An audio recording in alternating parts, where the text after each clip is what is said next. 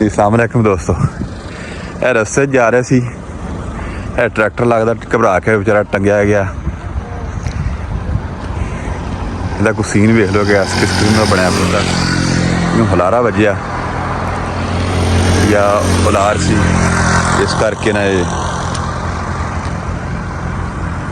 ਬਚ ਬਚਾ ਹੋ ਗਿਆ। ਅੱਲਾ ਕੀਤਾ।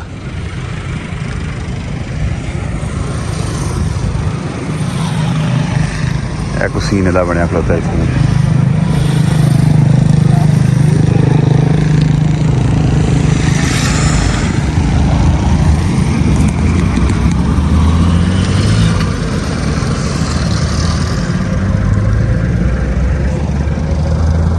वजन का घाटा वाधा हो गया इस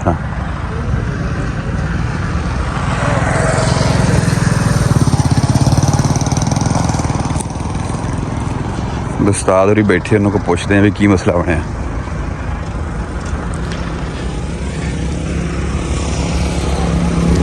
ओवरलोडिंग का मसला बन गया इन बेचारे।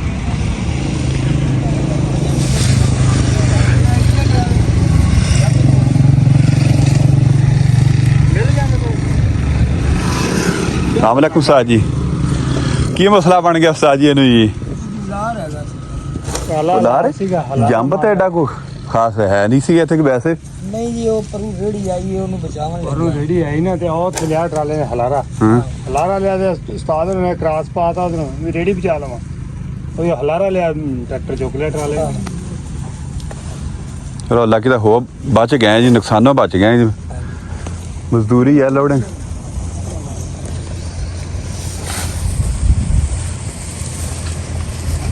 ये लगे जी बंदे दोबारा दूसरे पासे कन्वर्ट कर रहे हैं, मजदूर लगे खड़ोते।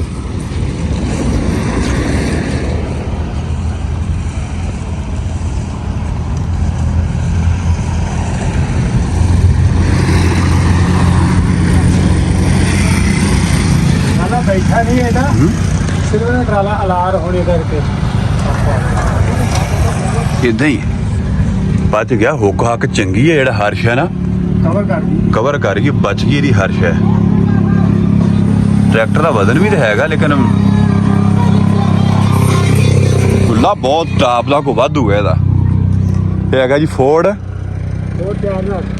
4000, बहुत वाधू गुला लाया उन्होंने।